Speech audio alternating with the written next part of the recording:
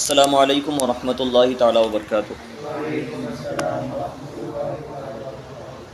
بسم اللہ الرحمن الرحیم، الحمد للہ رب العالمین والصلاة والسلام علی سید الانبیاء والمرسلین وعلی آلہ وصحبہ اجمعین۔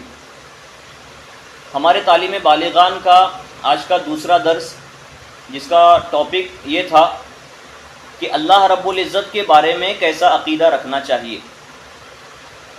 میں نے بتایا تھا کہ جتنے قسم کے علم حاصل کرنا ہر ایک بندے کے لیے ضروری ہے، اس میں سب سے پہلا علم جو بتایا گیا تھا وہ کون سا تھا؟ علم اصول عقائد۔ علم اصول عقائد مطلب عقائد کا جاننا۔ کس متعلق عقائد کا جاننا؟ اللہ کے بارے میں کیسا عقیدہ ہونا چاہیے، انبیاء کے بارے میں کیسا عقیدہ ہونا چاہیے، فرشتوں کے بارے میں کیسا عقیدہ ہونا چاہیے، اللہ کی کتابوں کے بارے میں کیسا عقیدہ ہونا چاہیے، رسولوں کے بارے میں کیسا عقیدہ ہونا چاہیے، جنت و دوزخ کے بارے میں کیسا عقیدہ ہونا چاہیے، اسی طرح جناتوں کے بارے میں کیسا عقیدہ ہونا چاہیے، پھر جو ہے قیامت کے بارے میں، آخرت کے بارے میں، انسان کے مرنے کے بعد قبر کے عذاب سے متعلق، جہنم اور جنت سے متعلق، مرنے کے بعد دوبارہ اٹھائے جانے کے حوالے سے کیا عقائد ہیں۔ تو یہ عقائد کا ایک کچھ مخصوص حصہ ہے جس کا سیکھنا ہر بندے پر کیا ہے؟ ضروری اور واجب ہے۔ تو اسی علم اصول عقائد کا آج سب سے پہلا ٹاپک کیا ہے کہ اللہ رب العزت کے بارے میں کیسا عقیدہ رکھنا چاہیے۔ اللہ رب العزت کے بارے میں کیسا عقیدہ رکھنا چاہیے؟ ہم بنیادی طور پر مسلمان خاندان میں، مسلمان گھرانے میں پیدا ہونے کی وجہ سے یہ جانتے ہیں کیا کہ اللہ ایک ہے۔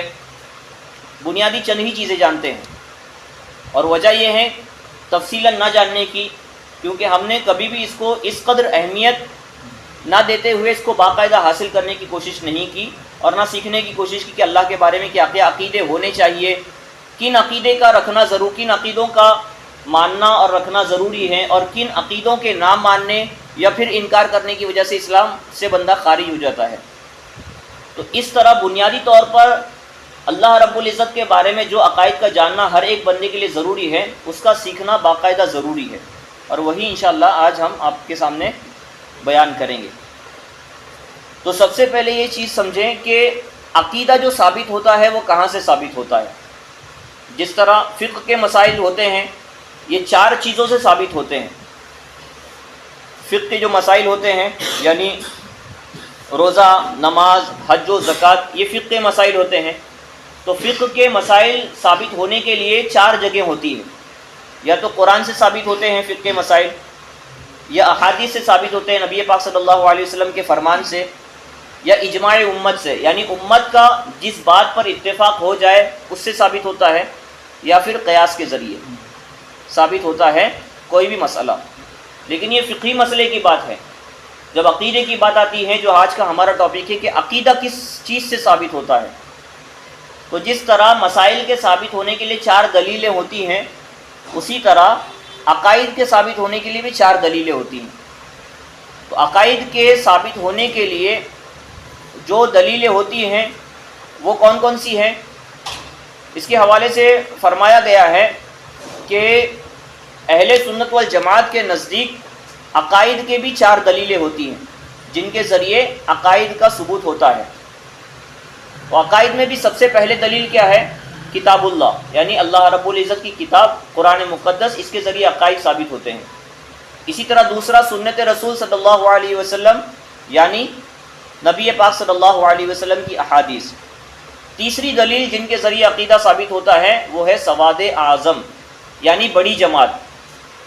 بڑی جماعت، اہل سنت والجماعت ہی کو بڑی جماعت کہا جاتا ہے، یعنی جو تعداد میں سب سے بڑی ہو۔ صحابہ کرام رضوان اللہ تعالیٰ علیہم اجمعین کے زمانے سے لے کر اب تک، اور اب سے لے کر قیامت تک کے سب سے بڑی جماعت ہوگی وہ حق پر ہوگی، اور جو حق پر ہوگی اسی کو سواد اعظم کہتے ہیں۔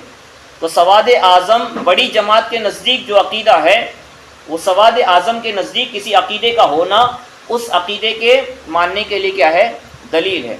تو عقیدے کے ٹاپک میں تیسری دلیل جن سے عقیدہ ثابت ہوتا ہے وہ کیا ہے؟ سواد اعظم، یعنی بڑی جماعت۔ اور چوتھی دلیل عقل صحیح۔ عقل صحیح بھی کیا ہے؟ عقیدے کے معاملے میں دلیل کی حیثیت رکھتی ہے۔ اب اس میں جو ہے اللہ رب العزت کے بارے میں کیسا عقیدہ رکھنا چاہیے، تو اس ٹاپک میں تفصیلی عقائد بہت سارے ہیں، لیکن ہم چند بنیادی مسائل جن کا آج کے ہمارے اس ٹاپک سے تعلق ہے وہ انشاءاللہ میں آپ کے سامنے بیان کروں گا، اور قرآن مقدس میں وہ عقائد کا ثبوت کہاں کہاں ملتا ہے یہ چیز میں آپ کے سامنے انشاءاللہ تعالی بیان کروں گا۔ تو سب سے پہلا عقیدہ اللہ رب العزت کے بارے میں یہ ہونا چاہیے کہ اللہ عز و جل ایک ہے۔ سب سے پہلا عقیدہ کیا ہونا چاہیے کہ اللہ عز و جل ایک ہے، اس کی ذات، اس کی صفات، اس کے احکام میں کسی اعتبار سے کوئی بھی اس کا شریک نہیں ہے، نہ اس کی ذات میں اس کا کوئی شریک ہے، نہ اس کی صفات میں اس کا کوئی شریک ہے، نہ اس کے احکام میں اس کا کوئی شریک ہے۔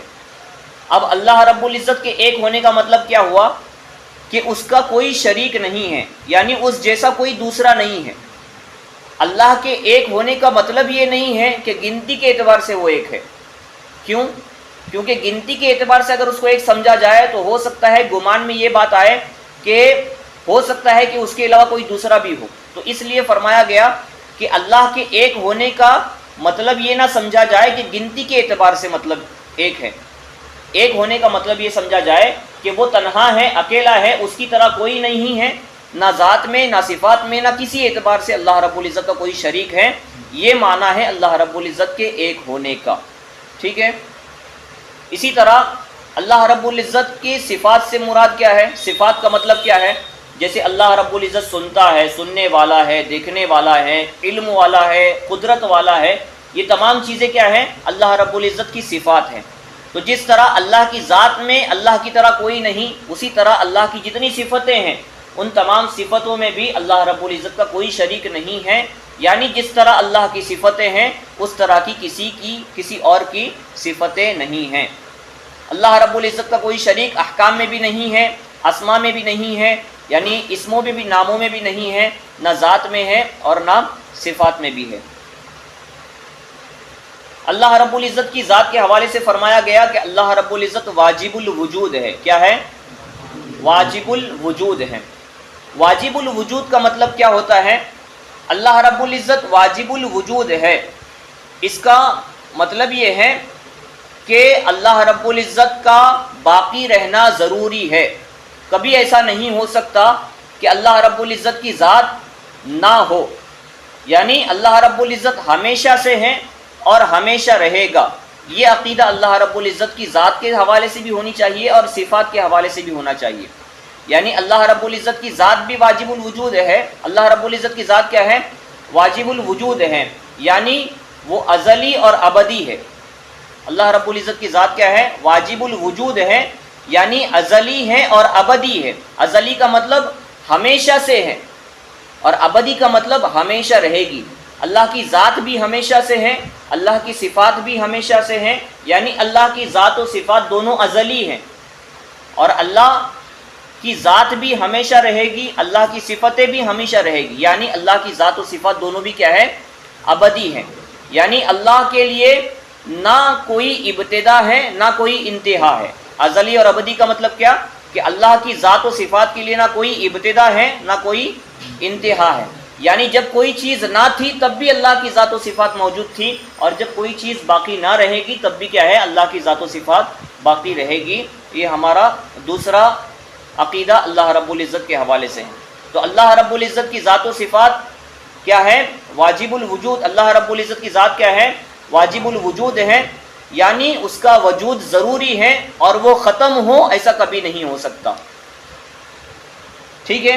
تو اللہ رب العزت ایک ہے، اس کے حوالے سے دلیل کیا ہے؟ قرآن مقدس میں آپ نے پڑھا ہوگا، اللہ رب العزت فرماتا ہے پارہ نمبر 30 میں سورہ اخلاص میں، قل هو اللہ احد۔ یہ دلیل ہے اللہ رب العزت کے ایک ہونے کی، اور عقائد ثابت ہوتے ہیں کہاں سے؟ قرآن، حدیث، سواد اعظم، اور کیا ہے چوتھی دلیل؟ عقل صحیح سے۔ تو قل هو اللہ احد، اللہ رب العزت ایک ہے، اسی آیت سے ہمارا اللہ رب العزت کے ایک ماننے کا عقیدہ ثابت ہوتا ہے۔ اسی طرح اللہ رب العزت نے سورہ بقرہ کی آیت نمبر 163 میں بھی بیان فرمایا ہے، کیا؟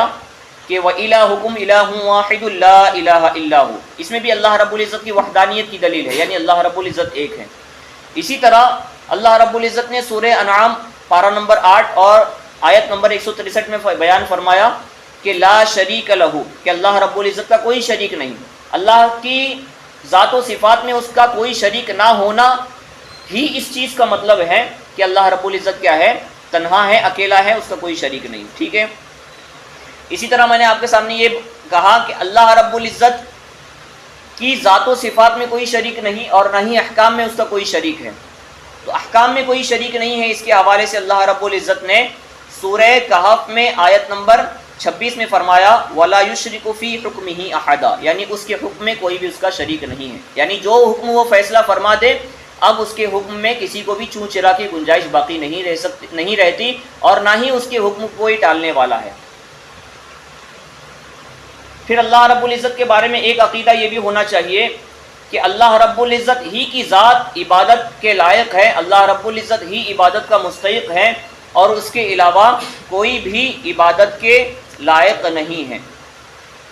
ٹھیک ہے. اب یہ عقیدہ کہ جس میں آپ نے سماعت کیا کہ اللہ رب العزت نے کے حوالے سے یہ عقیدہ ہے کہ اللہ رب العزت ہی عبادت کا مستحق ہے اور اس کے علاوہ کوئی بھی عبادت کے لائق نہیں، اس کے حوالے سے جو دلیل اللہ رب العزت نے قرآن مقدس میں یا ایھا الناس اعبدوا ربکم الذی خلقکم، اے لوگوں اس رب کی عبادت کرو جس نے تمہیں پیدا کیا. یہ دلیل ہے اس چیز کی کہ اللہ رب العزت ہی عبادت کے لائق ہے، کوئی دوسرا عبادت کے لائق نہیں. اسی طرح سورہ انعام میں بھی اللہ رب العزت نے فرمایا کہ ذالکم اللہ ربکم لا الہ الا هو خالق کل شیء فاعبدوہ، اس میں بھی اللہ رب العزت نے فرمایا کہ ہر چیز کا پیدا کرنے والا کیا ہے، اللہ ہے، لہٰذا اسی کی عبادت کرو. اسی طرح فرمایا سورہ بنی اسرائیل میں وَقَضَىٰ رَبُّكَ أَلَّا تَعْبُدُوا إِلَّا إِيَّاهُ، کہ تمہارے رب نے حکم فرمایا، فیصلہ فرمایا کہ تم صرف اللہ رب العزت ہی کی عبادت کرو. تو اس طرح بے شمار آیاتیں اللہ رب العزت ہی عبادت کے لائق ہیں. یہ چیزیں اللہ رب العزت نے قرآن مقدس میں بیان فرمائی اور آیتیں یہ چیز کو بتاتی ہیں. تو تیسرا عقیدہ ہمارا کیا ہوا کہ اللہ رب العزت ہی عبادت کے لائق ہے، اس کے علاوہ کوئی بھی عبادت کیے جانے کے لائق نہیں. پھر ایک عقیدہ یہ بھی ہونا چاہیے کہ کوئی بھی چیز کا اللہ رب العزت محتاج نہیں ہے، کسی بھی چیز کا وہ محتاج نہیں ہے، لیکن ہر چیز کو اس کی ضرورت ہے. دنیا کی ہر چیز، تمام مخلوقات اللہ رب العزت کی محتاج ہے، لیکن اللہ رب العزت کسی کا محتاج نہیں ہے، وہ بے نیاز ہے، بے پرواہ ہے. اس کے حوالے سے اللہ رب العزت نے فرمایا اللہ الصمد، جو سورہ اخلاص میں فرمایا اللہ الصمد، اس کا مطلب یہی ہے کہ اللہ بے نیاز ہے، وہ کسی کا محتاج نہیں ہے. سمجھے؟ تو بے نیازی کا مطلب یہی ہوتا ہے کہ اس کو کسی کی ضرورت نہیں ہے. ہر کسی کو اس کی ضرورت ہے، لیکن اللہ رب العزت کو کسی کی ضرورت نہیں ہے، وہ خود مختار ہے، اس کو کسی کی ضرورت نہیں ہے، وہ صمد ہے، بے نیاز ہے، غنی ہے. اسی طرح اللہ رب العزت کے حوالے سے ایک عقیدہ یہ بھی ہے کہ جس طرح اس کی ذات قدیم یعنی فنا نہ ہونے والی، ازلی اور ابدی یعنی ہمیشہ سے ہیں، ہمیشہ رہے گی، اسی طرح اس کی صفتیں بھی ہمیشہ سے ہیں، ہمیشہ رہے گی. یعنی ایسا نہیں ہے کہ اللہ رب العزت جو سنتا ہے، دیکھتا ہے، صاحب قدرت والا ہے، حکم والا ہے، جتنی اللہ کی صفتیں ہیں، جتنی اللہ کو خوبیاں حاصل ہیں، ایسا نہیں ہے کہ اللہ کی ذات پہلے تھی اور بعد میں آہستہ آہستہ اللہ کو یہ خوبیاں حاصل ہوئی، ایسا نہیں ہے. بلکہ جس طرح اس کی ذات ہمیشہ سے ہیں، اس کی صفتیں بھی ہمیشہ سے، ایسا نہیں کہ بعد میں اس کو حاصل ہوئی ہے. سمجھیں؟ تو اللہ کی ذات جس طرح ہمیشہ سے ہیں، اس کی صفتیں بھی ہمیشہ سے ہیں. اللہ کی ذات ازلی ابدی ہے، ہمیشہ سے ہیں، ہمیشہ رہے گی، اس کی صفتیں بھی کیا ہیں؟ ہمیشہ سے ہیں اور ہمیشہ رہے گی.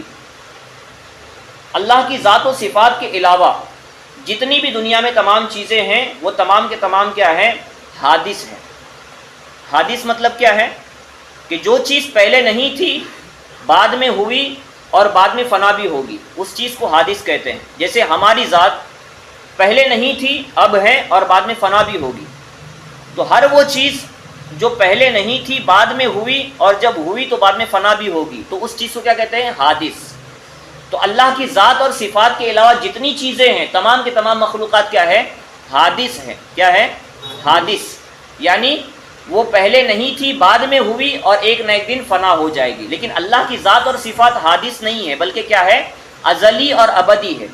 تو ازلی اور ابدی صرف اللہ کی ذات اور صفات ہی ہیں. اللہ کی ذات اور صفات کے علاوہ دنیا میں کوئی ایسی چیز نہیں ہے جو ازلی اور ابدی ہو.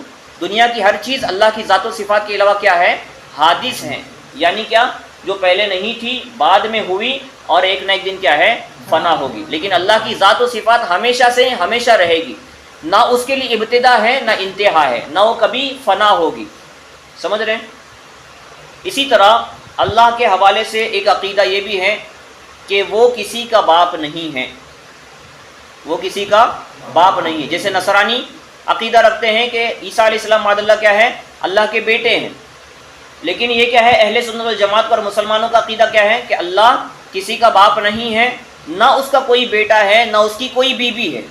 اللہ نے فرمایا سورہ اخلاص میں قل هو اللہ احد، آپ فرما دیں کیا کہ اللہ ایک ہے، اللہ الصمد، اللہ بے نیاز ہے، لم یلد ولم یولد، کہ نہ وہ کسی کا باپ ہے، ولم یولد، نہ اس کا کوئی باپ ہے، ولم یکن لہ کفوا احد، نہ اس کو کوئی بیوی ہے، جوڑ کا ہے، ٹھیک ہے؟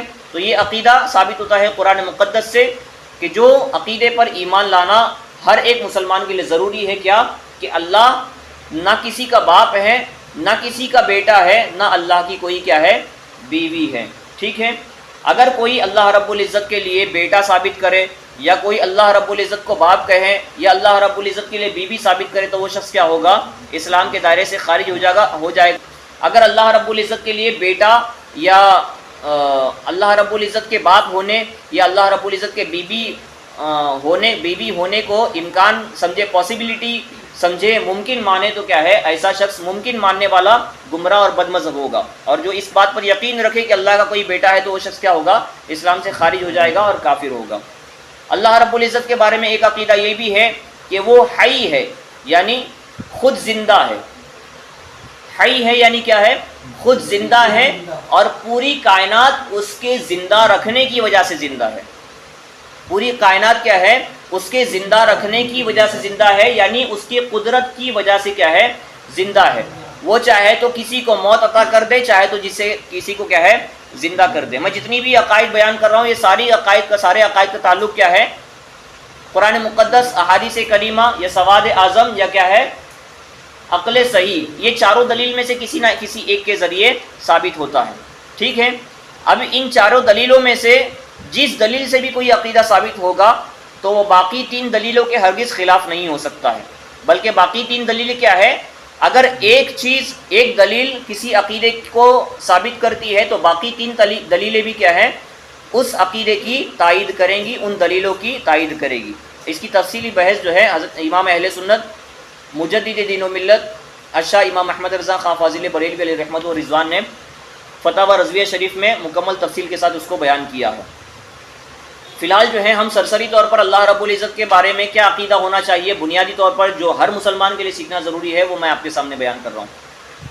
تو اللہ رب العزت کے حوالے سے کیا ہے، یہ عقیدہ بھی ہونا چاہیے کہ وہ ہر کمال و خوبی کا جامع ہے، یعنی تمام خوبیاں اور تمام کمالات اللہ کی ذات میں موجود ہیں۔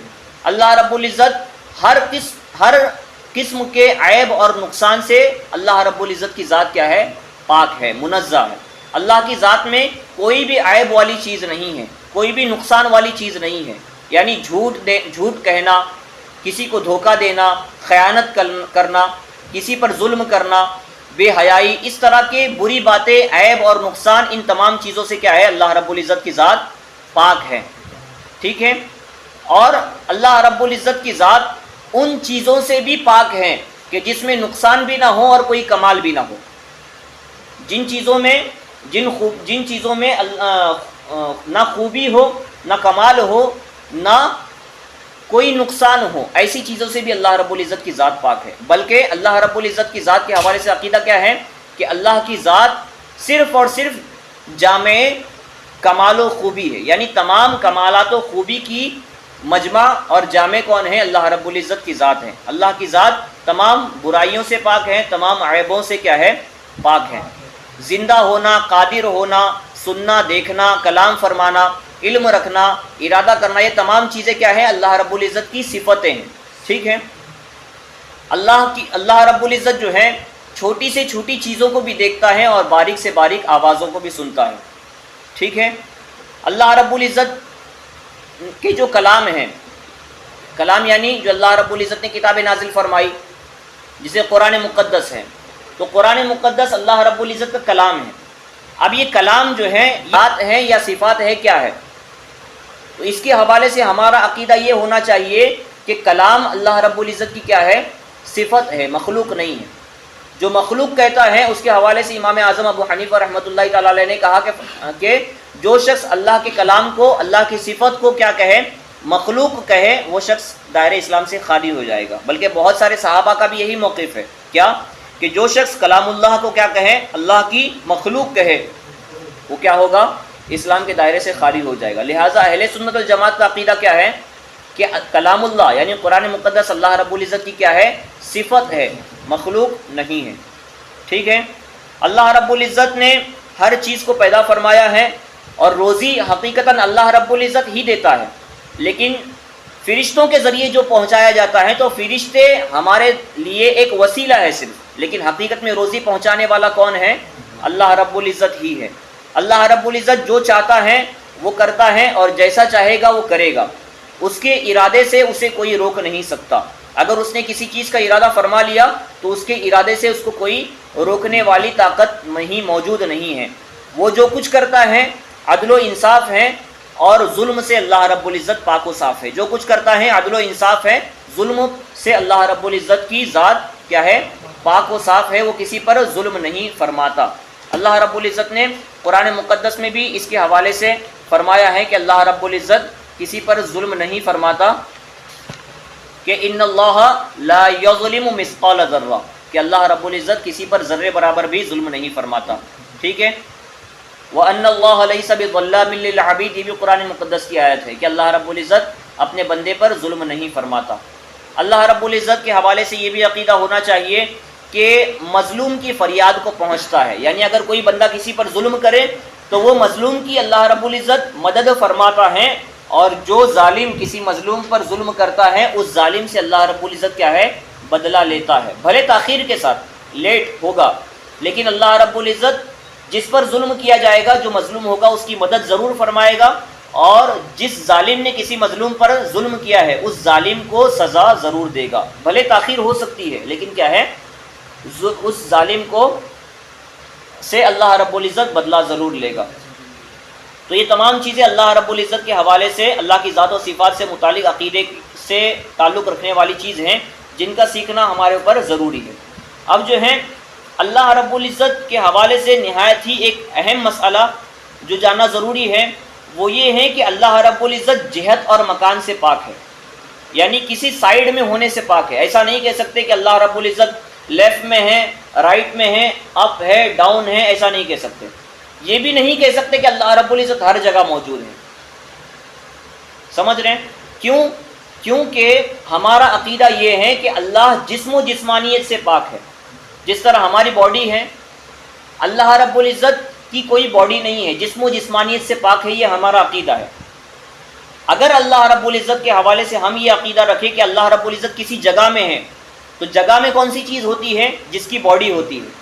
تو جب ہمارا عقیدہ یہ ہے کہ اللہ رب العزت باڈی سے پاک ہے، جسم و جسمانیت سے پاک ہے، تو اس چیز کا بھی عقیدہ ہم کو رکھنا ضروری ہوگا کہ وہ کسی جگہ میں نہیں ہے۔ کیوں؟ ایک تو اس لیے کیا کہ ہم نے یہ چیز مان لیا ہے کہ اللہ رب العزت جسم و جسمانیت سے پاک ہے۔ اگر جسم و جسمانیت مانیں گے تو جسم و جسمانیت جو ہے کسی جگہ میں ہوتی ہے، تو جب جسم و جسمانیت مانیں گے تو اس کو جگہ میں ہونا ضروری مانا جائے گا۔ لہٰذا اللہ رب العزت جسم و جسمانیت سے پاک ہے کا مطلب کیا ہوا؟ وہ کسی جگہ میں بھی نہیں ہے۔ جگہ میں نہیں ہے تو وہ کسی سائیڈ میں بھی نہیں ہے، نہ لیفٹ سائیڈ میں، نہ رائٹ سائیڈ میں، نہ اوپر نہ ڈاؤن، کہیں بھی نہیں ہے۔ سمجھ رہے ہیں؟ تو اللہ رب العزت جہت سے بھی پاک ہے، بلکہ جگہ جو ہے یہ خود مخلوق ہے، اور اللہ رب العزت خالق ہے، تو جو خالق ہے وہ مخلوق میں کیسے سما سکتا ہے؟ اور اگر مخلوق میں سما جائے تو اس کا مطلب کیا ہوگا کہ اللہ رب العزت معاذ اللہ کیا ہوگا؟ پھر محتاج مانا جا سکتا ہے۔ لہٰذا اگر اللہ رب العزت کو ہم کسی جگہ میں مانیں گے تو اس کا مطلب کیا ہوا کہ اللہ کو جگہ کی ضرورت ہے، جبکہ ہم عقیدہ پہلے کیا سمجھ چکے ہیں کہ اللہ رب العزت بے نیاز ہے، اس کو کسی کی ضرورت نہیں ہے۔ جب جگہ مانیں گے تو کیا مطلب ہوگا کہ جگہ کی ضرورت ہوگی۔ لہٰذا ہمارا مسلم عقیدہ کیا ہے کہ اللہ رب العزت کو کسی چیز کی ضرورت نہیں ہے، لہٰذا اللہ رب العزت جگہ سے بھی پاک ہے۔ ٹھیک ہے، اسی طرح اللہ رب العزت حرکت اور سکون سے بھی پاک ہے، حرکت کرنے سے، کسی ایک جگہ ٹھہرنے سے بھی پاک ہے۔ شکل و صورت سے بھی اللہ رب العزت پاک ہے، اسی طرح تمام حوادث سے بھی اللہ رب العزت پاک ہے۔ حوادث مطلب کیا؟ مخلوق کی جتنی صفتیں ہیں، یعنی مخلوق کو کیا ہوتا ہے، بیمار ہوتا ہے، صحت یابی ہوتی ہے، ان تمام چیزوں سے اللہ رب العزت کی ذات پاک ہے۔ کھانے کی ضرورت پڑتی ہے مخلوق کو، پینے کی ضرورت پڑتی ہے، کھانے پینے سے اللہ کی ذات پاک ہے۔ انسان کو، مخلوقات کو کیا ہے، کھانے پینے کے بعد قضاء حاجت کی ضرورت پڑتی ہے، اللہ رب العزت سے پاک ہے۔ تو جتنی ضروریات مخلوقات کی ہوتی ہے، مخلوق جن چیزوں کے ضرورت مند ہوتے ہیں، ان تمام ضروریات سے بھی اللہ رب العزت کیا ہے، پاک و شفاف ہے۔ اللہ رب العزت کی ذات ان تمام چیزوں سے پاک ہے۔ اب میں نے آپ کے سامنے ایک چیز بیان کیا تھا، اس کے علاوہ اور بہت ساری چیزیں ہیں کہ جن کے حوالے سے جاننا ضروری ہے اور جن کی تفصیلی علم حاصل ہونا ضروری ہے اللہ رب العزت کے ذات اور صفات کے حوالے سے۔ لیکن چونکہ بہت سارے ٹاپک ہم کو کور کرنے ہیں، اس لیے جتنے اوپر کے جو عقائد تھے اللہ رب العزت کے ذات اور صفات کے حوالے سے، وہ میں نے آپ کے سامنے بیان کیا۔ اب عقائد کے باب عقائد میں کیا ہے، دلیل کے طور پر 4 چیزیں ہوتی ہے، 4 دلیلوں کے ذریعے عقیدے ثابت ہوتے ہیں۔ کیا میں نے بیان کیا؟ قرآن، ایک حدیث، سواد اعظم یعنی بڑی جماعت جو اہل سنت والجماعت جس کو ہم کہتے ہیں، اور چوتھی چیز کیا ہے، عقل صحیح یعنی صحیح عقل۔ عقل صحیح یہ بھی عقیدے کے باب میں معتبر کیوں ہے؟ اب دیکھیں کہ عقل صحیح کا مطلب یہ کہ صحیح عقل اس چیز کو انکار نہ کر پائے، یعنی آپ نے اگر کوئی بات عقل صحیح کے مطابق کہہ دی تو عقل صحیح کے مطابق کہی جانے والی بات اگر کوئی دوسرا عقل صحیح رکھتا ہے تو اس کا انکار نہیں کر سکتا۔ مثال کے طور پر 2 دونی کتنا ہوتا ہے، 4، 2 دونی 4 ہوتا ہے، 2 کا دگنا 4 ہوتا ہے، یہ کس نے بتایا؟ عقل صحیح نے بتایا، اور عقل صحیح نے 2 دونی 4 بتایا، اس کا دوسرے عقل صحیح انکار بھی نہیں کر سکتی۔ سمجھ رہے ہیں؟ تو اسی طرح عقائد بھی بہت سارے ایسے ہیں کہ جن کا ثبوت کیا ہوتا ہے، عقل صحیح کے ذریعے ہوتا ہے، اور عقل صحیح حجت ہے، دلیل ہے۔ اس کی ضرورت کیوں ہے؟ کیونکہ اگر کسی غیر مسلم نے آپ سے پوچھا کہ اللہ رب العزت ایک ہے، اس کی دلیل آپ کے پاس کیا ہے، تو آپ کہو گے قرآن مقدس میں اللہ رب العزت نے فرمایا کہ وہ ایک ہے، تو وہ آلریڈی قرآن مقدس کو نہیں مان رہا ہے، تو آپ کی دلیل کیسے مانے گا؟ سمجھ رہے ہیں؟ کسی غیر مسلم نے آپ سے پوچھا کہ اللہ رب العزت کو آپ ایک مانتے ہو، آپ دلیل دو، آپ قرآن سے دلیل دو گے تو وہ مانے گا ہی نہیں۔ کیوں؟ کیونکہ جب اللہ کو نہیں مان رہا ہے تو اللہ کی کتاب کو نہیں مانے گا، جب اللہ کی کتاب کو نہیں مانے گا تو کیا ہے، اس دلیل کو بھی نہیں مانے گا۔ تو یہاں پر ضرورت کس چیز کی پڑے گی پھر؟ عقل صحیح کے ذریعے اللہ کی وحدانیت کو ثابت کیا جائے۔ تو اس طرح کے عقل صحیح کے ذریعے ثابت کرنے والی بہت سارے واقعات کتابوں میں ملتے ہیں۔ مثال کے طور پر حضرت امام شافعی رحمۃ اللہ تعالیٰ علیہ کے حوالے سے ایک واقعہ بیان کیا گیا ہے کتابوں میں کہ حضرت امام شافعی رحمۃ اللہ تعالیٰ علیہ غالباً اس وقت شہتوت کے درخت کے نیچے بیٹھے ہوئے تھے، تو پوچھا گیا کہ بتائیں کہ اللہ رب العزت ایک ہے، اس بات کی آپ کے پاس کیا دلیل ہے؟ حضرت امام شافعی سے پوچھا گیا کہ اللہ ایک ہے، آپ لوگوں کا دعویٰ ہے، آپ لوگوں کا عقیدہ ہے، تو اس کی دلیل کیا ہے آپ کے پاس؟ تو اب ظاہر سی بات ہے قرآن اور حدیث سے دلیل واقعی امام شافعی دے سکتے تھے، وقت کے بہت بڑے امام ہیں، دے سکتے ہیں، لیکن انہوں نے قرآن اور حدیث سے دلیل نہیں دی، بلکہ دلیل کیا دی؟ عقل صحیح کے ذریعے دی۔ کیا؟ اس وقت شہتوت کے درخت کے نیچے بیٹھے تھے، تو آپ نے فرمایا کہ اللہ کی وحدانیت کی دلیل یہ شہتوت کا درخت ہے، عقل صحیح کے ذریعے دلیل دے رہے ہیں۔ کیا فرمایا کہ اللہ کی وحدانیت کی دلیل کیا ہے؟ یہ شہتوت کا درخت ہے۔ کیوں؟ فرمایا، اس نے پوچھا پوچھنے والے نے کہ کیسے شہتوت کا درخت اللہ کی وحدانیت کی دلیل ہوا؟ تو انہوں نے کہا کہ دیکھیں کہ شہتوت کا درخت اس کا تنا الگ رنگ کا ہوتا ہے، اس کی ٹہنیاں الگ رنگ کی ہوتی ہے، اس کے پتے الگ رنگ کے ہوتے ہیں، جب اس کا پھل آتا ہے، جب کچا ہوتا ہے تو اس کا رنگ الگ ہوتا ہے، جب تھوڑا پکتا ہے تو اس کا رنگ کیا ہوتا ہے؟ لال رنگ کا ہوتا ہے، جب مکمل طور پر پک جاتا ہے تو کیا ہوتا ہے؟ کلر اس کا کیا ہوتا ہے؟ مکمل سیاہ ہو جاتا ہے۔ اسی شہتوت کے پتے کو جب بکری کھاتی ہے تو کیا کرتی ہے؟ دودھ دیتی ہے۔ اسی شہتوت کے پتے کو ریشم کا کیڑا کھاتا ہے تو کیا دیتی ہے؟ کیا دیتا ہے؟ ریشم کا کپڑا دیتا ہے۔ اسی شہتوت کے درخت، اسی شہتوت کے پھل کو یا پھول کو اگر کوئی شہد کی مکھی چوس لے تو شہد پیدا کرتی ہے، اسی شہتوت کے پتے کو اگر کوئی ہرن کھائے تو مشک جیسی خوشبو پیدا ہوتی ہے۔ تو اس طرح ایک ہی چیز ہے اور ایک ہی چیز سے مختلف چیزیں بنانے والی کوئی نہ کوئی ذات تو ضرور ہے، اور جو ذات ہے اسی کا نام کیا ہے؟ اللہ ہے۔ تو اس طرح عقل صحیح کے ذریعے عقیدے کو ثابت کیا جاتا ہے۔ اسی طرح ایک بڑھیا سے پوچھا گیا کہ اللہ رب العزت، وہ بڑھیا جو ہے کام کیا کرتی تھی چرخے کا۔ چرخہ جانتے ہیں آپ کسے کہتے ہیں؟ گاندھی جی جس کا کام کیا کرتا تھا اس کو چرخہ کہتے ہیں، جس سے کام کیا کرتا تھا گاندھی جی، اس کو کیا کہتے ہیں؟ چرخہ۔